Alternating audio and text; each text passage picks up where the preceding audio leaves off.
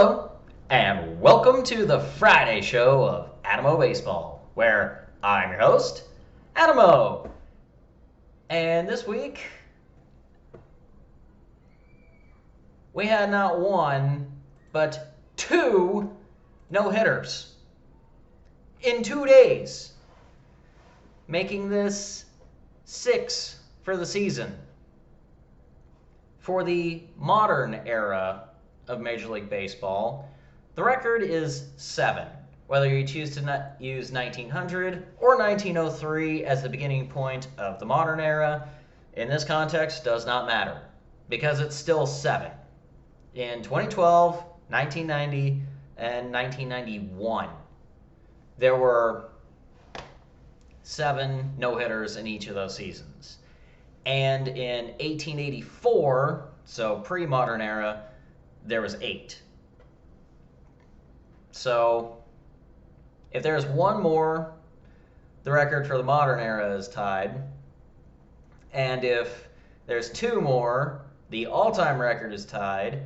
And if there's 3 more, which the way players are hitting this season, don't be surprised, it's the all-time record. Be great to see if a perfect game sneaks in there somewhere, but I'll just have to wait to find out. But Spencer Turnbull of the Detroit Tigers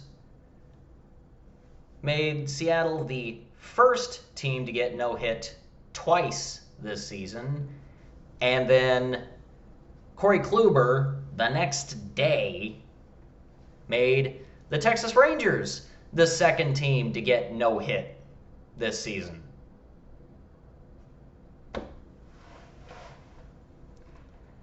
So, yeah, that's... Always liked Corey Kluber. Not necessarily in a Yankees uniform. However, the Yankees definitely needed that, and I'll get to that in a minute. It is nice to see a Detroit Tiger being able to get some, be able to get a no-hitter. Because it's the first time the Tigers have had a no-hitter in a decade, and it's the first time the Yankees have had a no-hitter since 1999, when David Cohn threw a perfect game. So, getting into this week, or this past week, if you will, starting off, as always, with the American League East. In first place, the Boston Red Sox at 27-18, 9 games over 500. And if they win tonight, they maintain sole possession of first place in the American League East for 6 straight weeks. Going into this season, I did not think they would lead the division 6 days. So that certainly makes me very happy. And they've been playing really well of late. I mean, you look at their last 10, you say, 5-5? What? Well, their offense is just lighting it up. And they're looking to win the series against Toronto. And it turns out that spring training site in Dunedin, Florida, I finally heard them say it on TV when watching one of the games. Turns out that's a hitter's park. So Toronto's probably not going to be happy to leave when they are forced to go to Buffalo next week. No, 2 weeks from now. I think it's June 1st. Yeah, June 1st. Second place in the division, the Tampa Bay Rays, 26-19, 1 game back. The Rays are on a 7-game win streak, and it seems almost impossible to beat them right now. Don't be surprised if they're able to take possession of first place in the division. Seriously, they can do it. And, yeah, I mean, they've owned the Yankees this year. That's like the one team that they've legit just destroyed.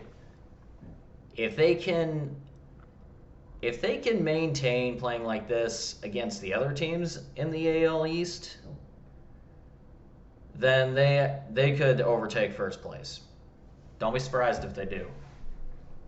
And third place, the New York Yankees. 25-19, game and a half back. So, up until the other day, when Kluber threw his no-hitter, he walked one guy on a 4-pitch at-bat. That's the only base runner for the whole game. Up until that point, the only pitcher in the Yankees rotation that had been pitching well at all was Garrett Cole. Kluber just hadn't found his form yet. Well, they've been needing another pitcher to really pick up the slack, and it looks like Kluber is finally getting back to that Cy Young form he's had for, past few years. So for the Yankees, they need him to continue pitching that way. Their offense has been good over about the last 3-ish weeks. They're still not exactly a great offense. It really does it really does come down to how well can they consistently hit going forward. Though it does look like they're starting to hit their stride. In fourth place, though they're not necessarily playing like a fourth place team, the Toronto Blue Jays, 23-19, 2.5 games back. They did just lose the series to the Red Sox, but Toronto has been playing very well.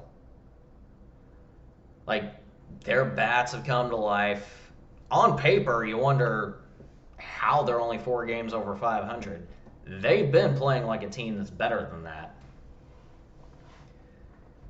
Now, I watched the game the other night, or at least part of it, and Hyun-Jin Ryu was pitching like Ryu, like the Cy Young contender with the Dodgers. He's actually doing what you expect him to do. Don't be surprised if Toronto starts making runs too. Look out. Their offense has come alive, and especially in that park. And their pitching's pretty good too. Or at very least, their pitching's gotten better. I should say that. Steven Matz has not pitched as well as he had been last month, but their pitching's getting better.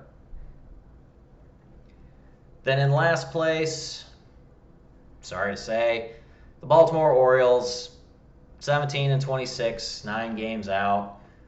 So I wanted the Orioles to finish at least 4th in the division so that they can continue the trend going in the right direction, etc., etc. The last couple of weeks have been pretty harsh for them. I'm not using the projections for thinking where they're going to finish. I think that they're going to hit another stride. I think that they're going to play pretty well probably sometime next month. If they can just get back to playing 500 ball, that's all they really need. Because they just got swept. They haven't been good. John Means is still doing John Means things, and Trey Mancini has found his swing. He's finally not striking out all the time, which matters. So maybe they'll get it put together. Maybe not. We'll find out. The AL Central, which has its definitely has a couple things to talk about. Specifically with the team in first place with, is this still the case? No, it is not. However, with the best team best record in the American League, and with good reason, the Chicago White Sox, 26-16. So they've come under fire a little bit over the past week. Yermin Mercedes hit a 3-0 pitch over the center field wall off of a position player when the White Sox were already up 15-4 in the 9th inning. The unwritten rules of baseball say just take the pitch. You don't need to rub it in anymore. And apparently, Tony La Russa, their manager, felt that way. So he publicly said that, which is always a bad move. Mercedes' response was, dude, he threw me a cheese. I hit it.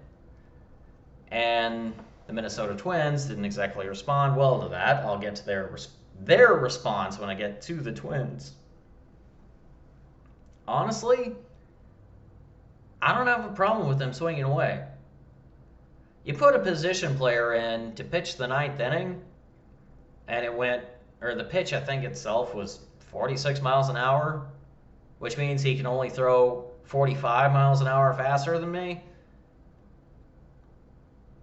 Honestly, you gotta be ready for any result, regardless of the pitch count. I hate that whole unwritten rule thing. If you're playing Little League or, even high school baseball, okay, I get it. Because at that level, you're still trying to build respect. You're still trying to do the whole, look, the guy's got a perfect game going into the ninth inning. Don't screw it up. You're at the major league level, you got to play all 9 innings. You got to play the whole game. I mean, in football, they have a saying, you got to play the whole 60 minutes. The point is that you can't just assume that the other team's going to follow the unwritten rules. It's annoying that we even have to have this debate in the first place. So, I'm perfectly fine with him swinging away. I don't have a problem with it. You want to disagree with me? Fine. I don't care. But moving on to the team in second place, the Cleveland Indians. 23-18, 2.5 games back. Admittedly, I haven't watched as much Indians baseball. That being said, the fact that they're still 2.5 games back of the Chicago White Sox is pretty impressive. Because the Indians really aren't hitting. They have legit been no hit this year by Wade Miley. So the fact that their pitching staff is good enough to keep them in the division race up to this point, that's pretty good. They keep playing the way they are. So they're not like in one of the wild card spots, but it's near the end of May, so we really don't need to delve into that too deeply. However, for this point in the season, they're still in it. That matters. Third place, the Kansas City Royals, 20-22. Following that massive losing streak that they had, they've been playing 500 ball. In fact, they're on a 2-game win streak right now. If they continue to play at or close to 500 ball going the rest of the way, it's a successful season. I did an episode on Mike Matheny 2 days ago, and I think that if the Royals can continue to play the ball that they have, at very least over the last week, then okay, there's really not anything wrong with that per se. They need to play better against their own division because they're 9-16 against the Central, and you're losing to your own division, you're not going to get very far. So, yeah, they need to pick up the slack there. They got a winning record against the East, the West, and the National League, so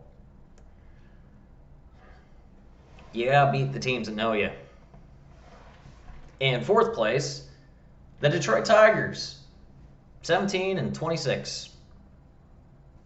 Same record as Baltimore. They needed Spencer Turnbull to throw that no-hitter so bad. They just swept Seattle, which is something Detroit sorely needed. I mean that. They're not hitting. They're giving up a lot of runs. I still expect them to finish on the bottom of the division as it stands right now. They could pass the Royals, but I don't see it. I mean, they're 9.5 out of first, and frankly, I don't see that getting better.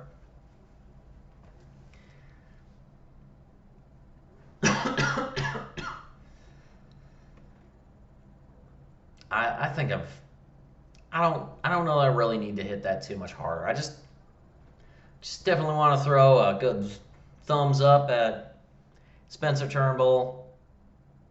Good job. And in last place, I know I'm not alone when I say this. I did not see this coming.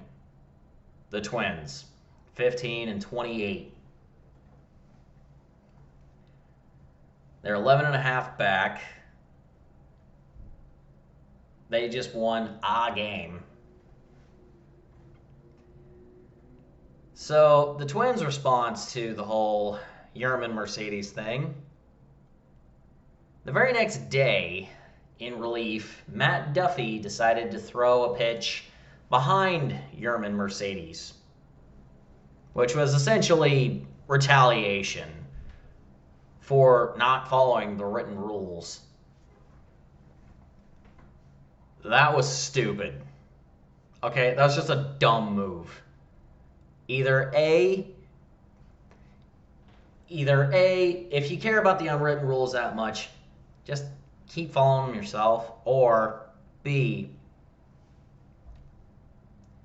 just be the bigger man. The whole, you come after us, we all come after you thing, that needs to die. I don't like that at all.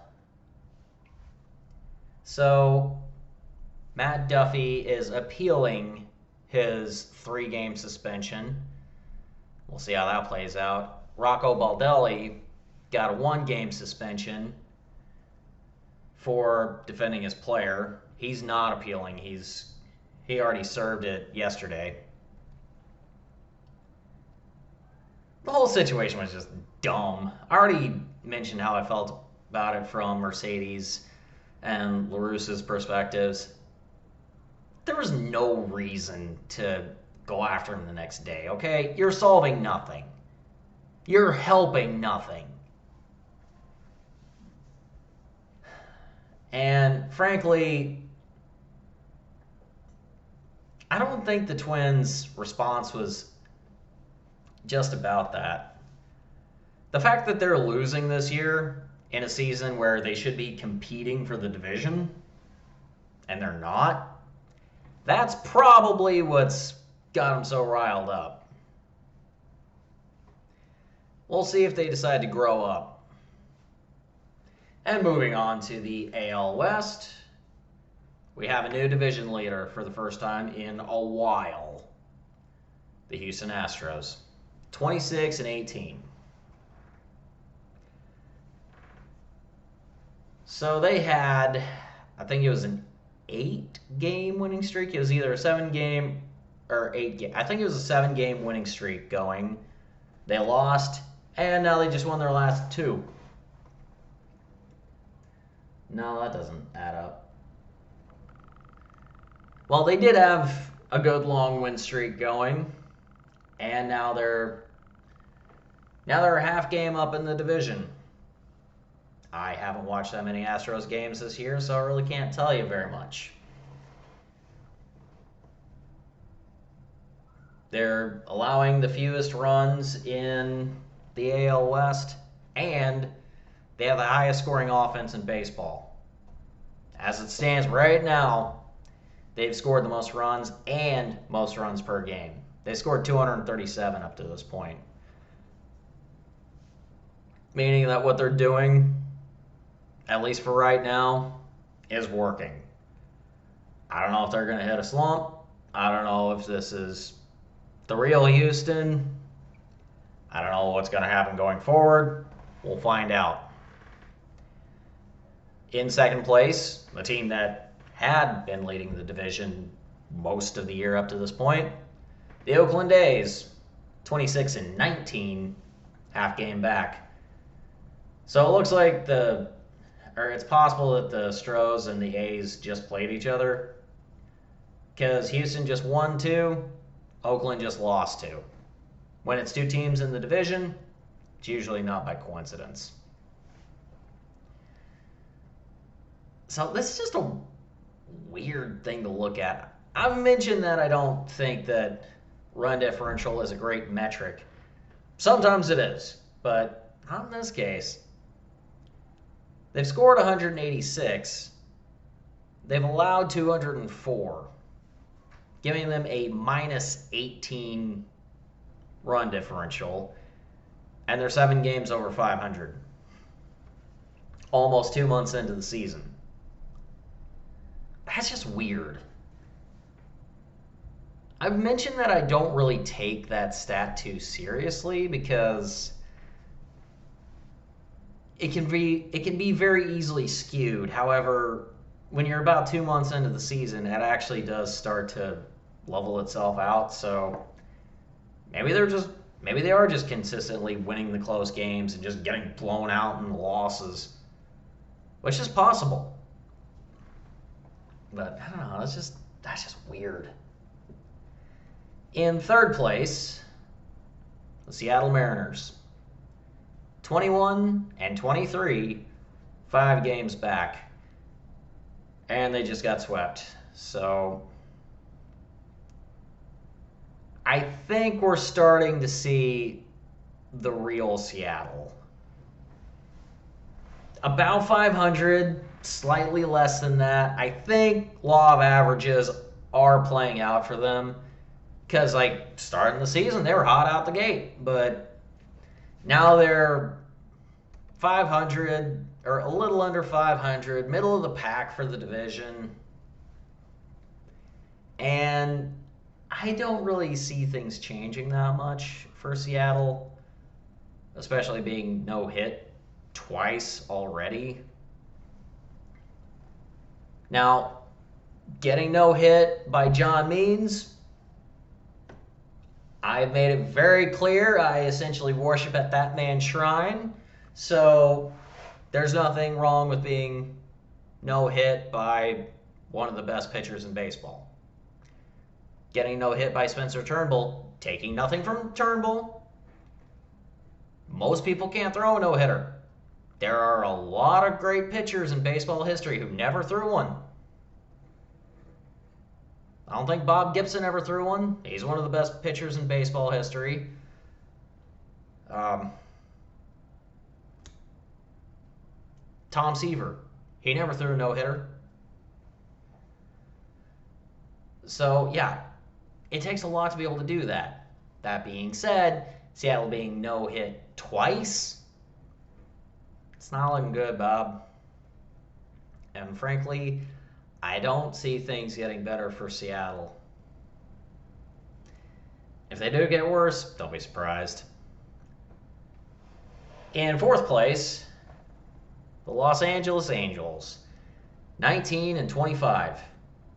Shohei Ohtani and Jared Walsh are still playing like all-stars. Shohei is not just the best pitcher in the Angels rotation. Without him, they might have half that win total. Their pitching staff is bad. I mean that. Outside of Ohtani, they have the worst pitching staff in baseball. It's not just stats, though. The stats do back it up. They've given up the most runs. Their starting pitching is what's truly bad. I don't see things getting better for them. And they have other news. Mike Trout is out 6 to 8 weeks with a calf strain. when the best player in baseball is on your team and he's out,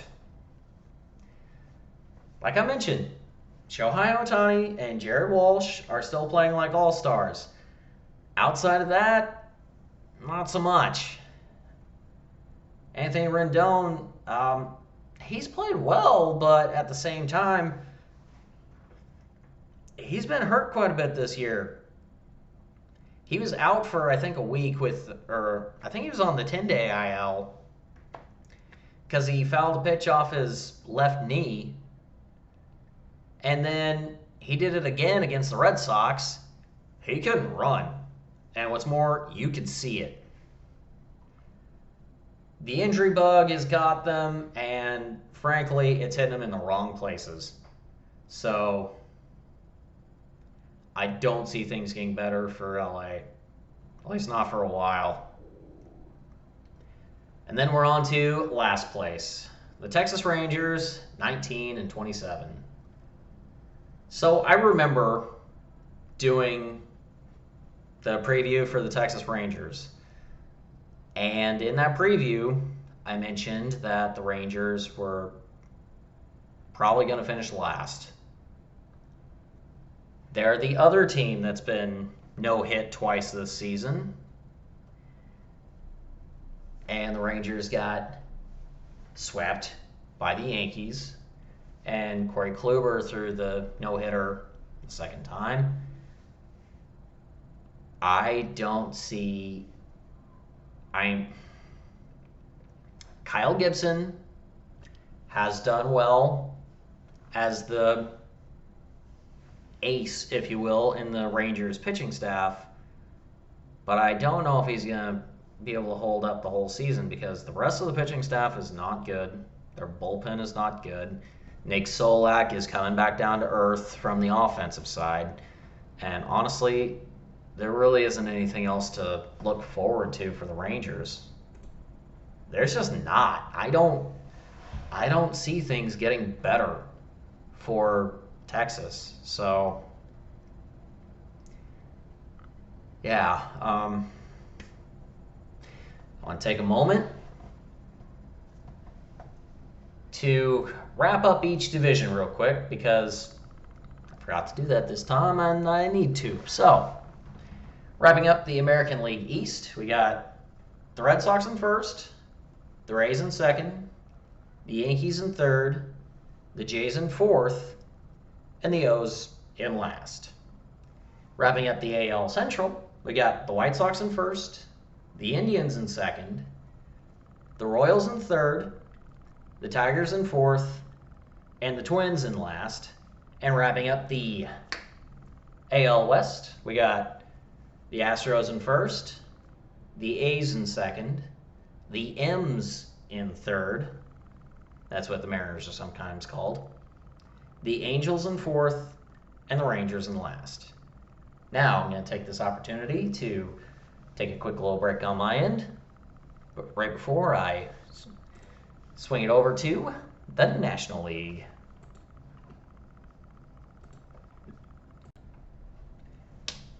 Welcome back. Sorry, I got a little dark in the video. I just switched from the standing screen and switched over to the camera while it was paused and saw just how dark it gets without the light from the computer, so I turned on the kitchen light. Turns out it's a good idea to go ahead and take a little break right there. And now that I have come back, I can switch it over to the National League.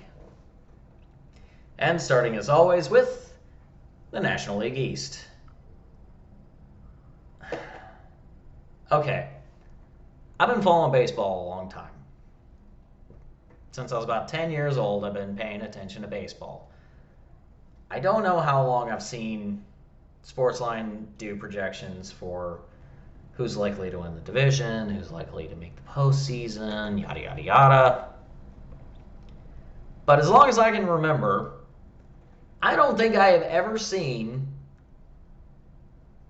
almost 2 months into the season, one division where every single team in that division has at least some chance, even if it's not necessarily a large one, some chance of winning that division.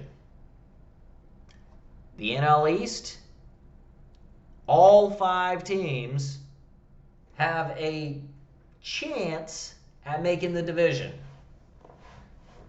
And an even slightly higher chance of making the postseason, meaning that they don't have to win the division to make the playoffs, though probably kind of, sort of.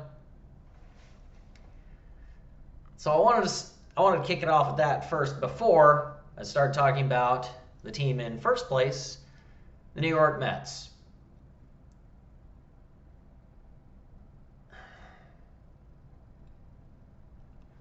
I don't like watching the Mets play. Look, I love pitching just as much as anybody, and they've got one of the best pitching staffs in baseball. They are tied for first place in fewest runs allowed, period. The other team that they're tied with, however, has played 7 more games. No, I'm not making that up. They've only played 37 games. Most everyone else has played 5 to 7 games more. Granted, one of those series is gone because of an outbreak, but there's not much you can do about that. However, the Mets can't score. They have scored a grand total of 130 runs throughout the season. They are way behind the curve. I know I just mentioned that they play a lot fewer games. Well, they haven't played that fewer games. So much so that they are 21 runs behind the team that scored the second fewest. They're 24 behind the next one. And frankly, their bats just aren't there. They've been hitting well enough, but they're not good, okay? Their pitching staff is awesome, but outside of that, they're not a good team. In second place, the Philadelphia Phillies, who are 22 and 22 and a game and a half back. Frankly, the Phillies have been playing 500 ball, and they shouldn't be in the conversation for any division. They shouldn't. I'm double checking the standings right now to make sure of this.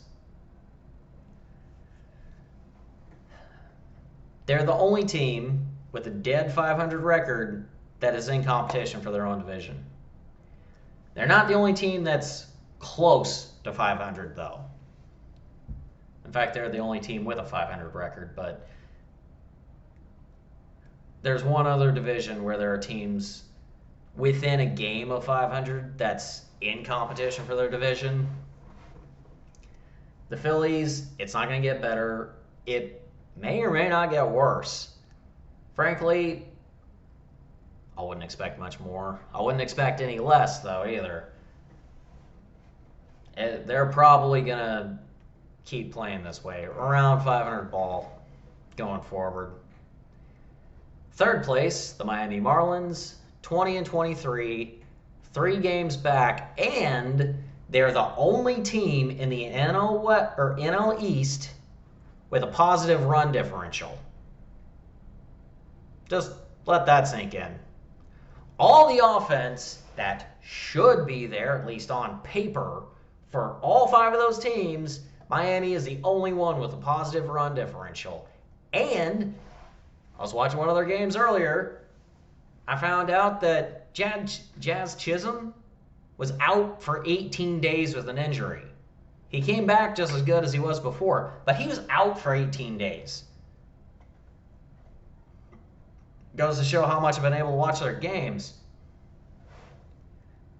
But it's not just Jazz Chisholm. Corey Dickerson has been playing a really good center field out there, and he's been hitting really well. Jesus Aguilar has really started to catch on for them and has managed to make their offense really go. And their pitching staff is not bad. It's not fantastic, but it's not bad. So really, I've been saying this for a while. Keep your eye on Miami. They may surprise everybody. Don't let Miami fool you. We may be surprised by what we see from them going forward. This year. Yes, I said that. This year. Expect great things. Fourth place, the Atlanta Braves. 20-24, 3.5 back. Again, with them, it's just painful to watch. Their pitching staff has gotten worse. Ian Anderson's pitched well enough. He's not pitching like an all-star like he was to start the season. Outside of Acuna, they don't have anything else. A week ago, they were tied for third with Miami. Now they're half a game back behind Miami. Frankly, I don't see it getting better for Atlanta. They're probably not going to. So, don't expect an improvement. I don't. I expect it to stay like this unless they can get their offense going, which their offense is statistically the best in the East. And they need to get their pitching staff in order because it's not working. And then in last place, the Washington Nationals at 17-23, 4.5 games out. This is weird. So, the Mets have the best odds at winning the division with a 73.7% chance to make the playoffs based off best division record.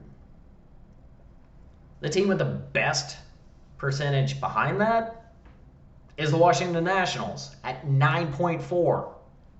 That's just for the division. For the postseason, the Nats have the second best percentage there too at 13.5. Their only real big news is that Strasburg is back from injury. Seriously. Steven Strasburg came back from injury, and we don't even know what we're going to see yet. He's pitching right now, I think. We just got to wait and find out. Max Scherzer, he keeps pitching the way he is. And if Washington is not in the hunt 2 months from now, he may get traded. And, there's no definitive place I necessarily would want him to go. But don't be surprised if he doesn't finish the season in the nation's capital. This is the last year of his contract. So wrapping up the NL East, we've got the Mets in first, the Phillies in second, the Marlins in third, the Braves in fourth, and the Nationals bringing up the rear. And moving on to the NL Central. This is probably the least surprising division in baseball. Outside of maybe the AL West, as far as spectating goes. First place, the St. Louis Cardinals, 25-18. Their pitching staff has really caught on. Jack Flaherty has actually been pitching pretty well this year. He's 7-0 with, I think, a 2.7 ERA or something like that. I was mentioning John Gant. I don't know if he's still pitching up to the standard that he set to start the season. Wainwright has not been good. Offensively, there's been Nolan Arendano, and that's about it. They have not been hitting all that great, and that's what I know. I've watched part of one of their games this year, so I can't do a deep dive. I can't go beyond that because that's all I really know. But they are still in first place in the Central, and I don't see a reason why that should change. In second place, the Chicago Cubs, though not because they're good, but more by default. They're 22 and 21. They're 3 games back. They've been playing 500 ball. Don't be surprised if Chris Bryant gets traded 2 months from now, because the pitching staff's not good. It's aging. Most of that team that took them to the World Series in 2016 is gone. Chris Bryant really has kicked it up a notch this year, and I would be surprised to see him in Chicago 3 months from now.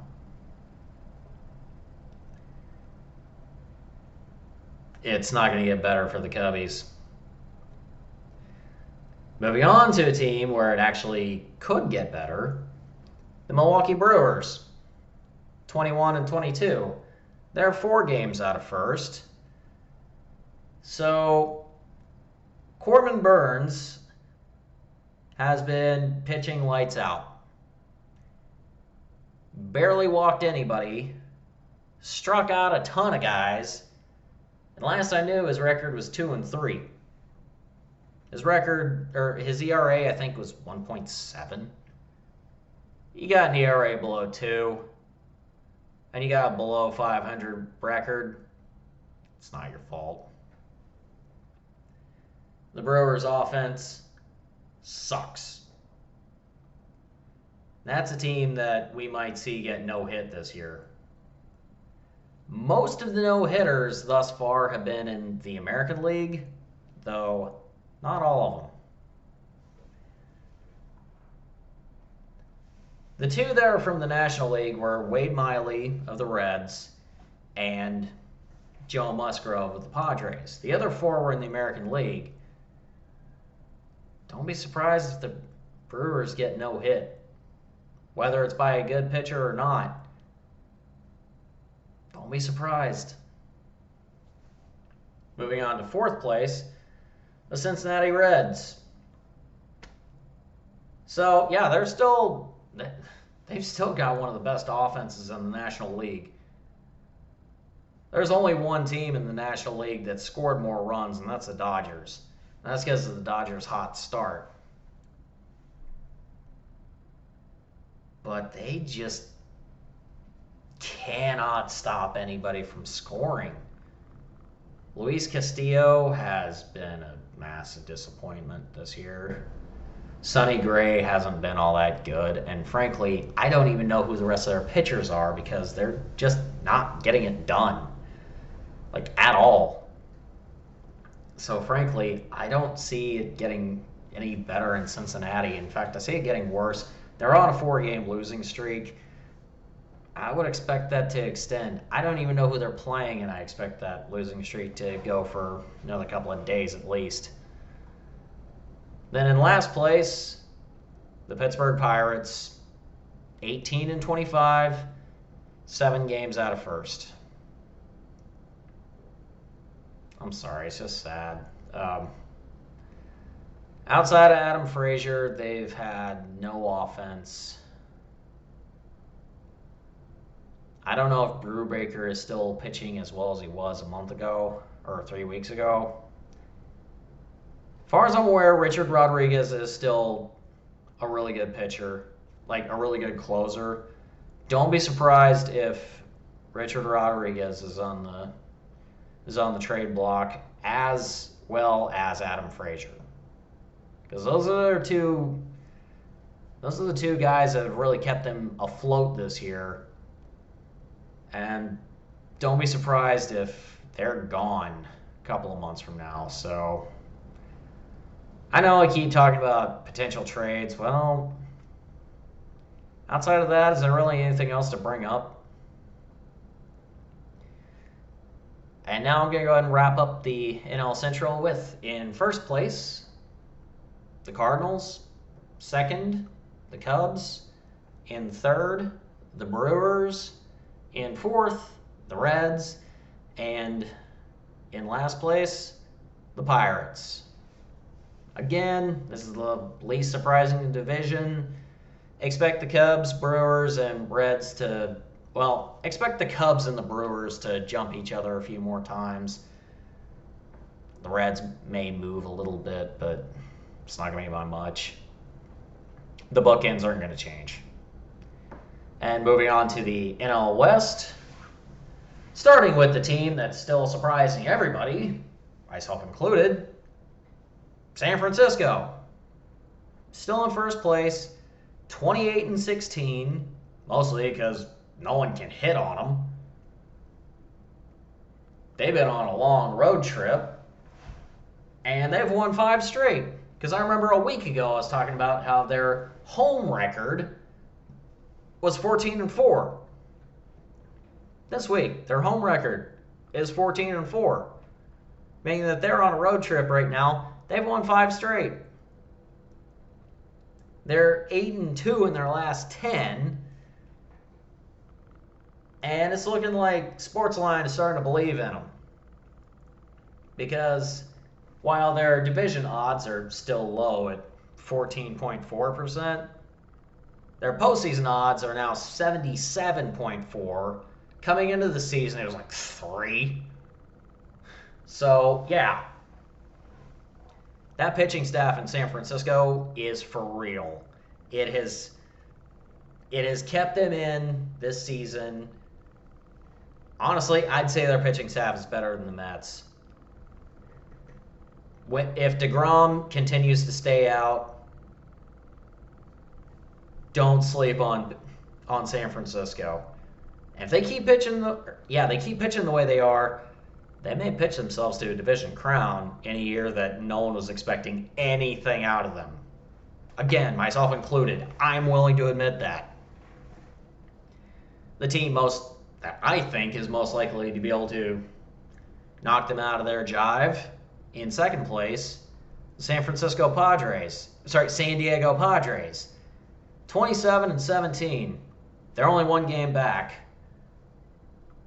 They have given up the fewest runs at 138, tied with the Mets, except that the Padres have played 7 more games. They're on a 6-game winning streak.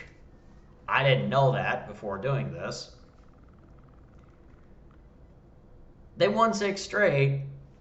What I did know is that Fernando Tatis, Will Myers both tested positive, and Profar was a contact, so he had to sit out for a few days. And I think they had 2 more players go down, and they still won. Yu Darvish, Joe Musgrove, I think Chris Paddock has it as well. They have kept that team going. And frankly, don't expect the Padres to slow down. They're playing up to the standard that they set for themselves. All their players are back. Don't be surprised if San Diego keeps playing at this level. I don't expect them to win 6 straight and 9 out of 10 constantly the whole season. But expect a lot of 20-win months going forward. In third place, the LA Dodgers, 26-18. Their big news is that they signed Albert Pujols, and yesterday Pujols got his first home run with them. I think in his first game he had a single and an RBI. So the Dodgers' main issue is, well, actually their offense. Not because it hadn't been producing, but because most of their offensive producers got hurt. and they may be out for a while. So that's why they signed Pujols, which I didn't think Pujols was going to play again. But hey, looks like he's going to play with them for the rest of the year, and he may be playing a lot of first base. And if they got to play a lot of American League games going forward, he's probably going to be DHing. They're on a 4-game win streak. Their pitching staff is still amongst the best in baseball.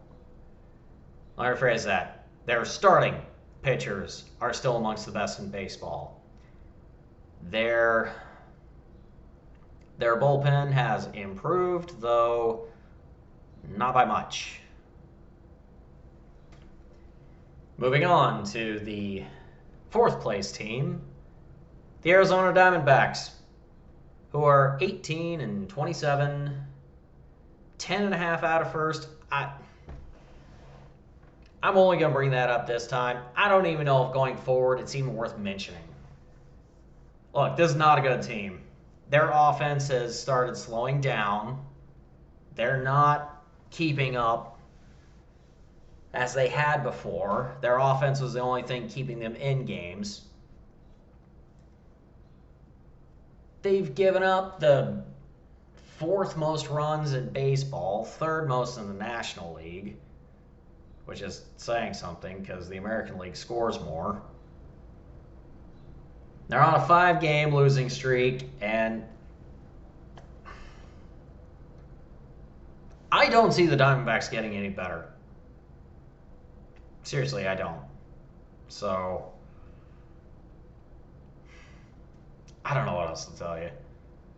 Then in last place, the Colorado Rockies, 15-29. Yep, worst record in baseball. 13 games back. I'm not going to bring theirs up again either because they're playing exactly as everyone expected. Yes, they're in a highly competitive division, but when you set a team up for failure like that going into the year, so much so that they've still only won 2 games on the road,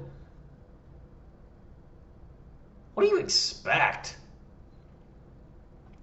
They're 13-12 at home. Yay!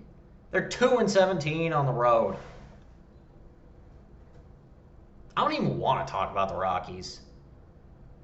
So with that, I'm going to wrap up the NL West. In first place, we got the Giants. In second, the Padres. In third, the Dodgers. In fourth, the Diamondbacks. And in last place of everything, the Rockies. And that wraps up the National League segment. If you have anything you'd like to say or let me know about the National League in any way, you can do so down in the comments below. Or if you're listening to my podcast, come on over to my YouTube channel. Let me know in the comments below. Or you can let me know on Twitter at AdamoBaseball. @Adamo_baseball1. Or just type in AdamoBaseball. It'll work. With that being said, thank you for listening and watching. Cheers until next time.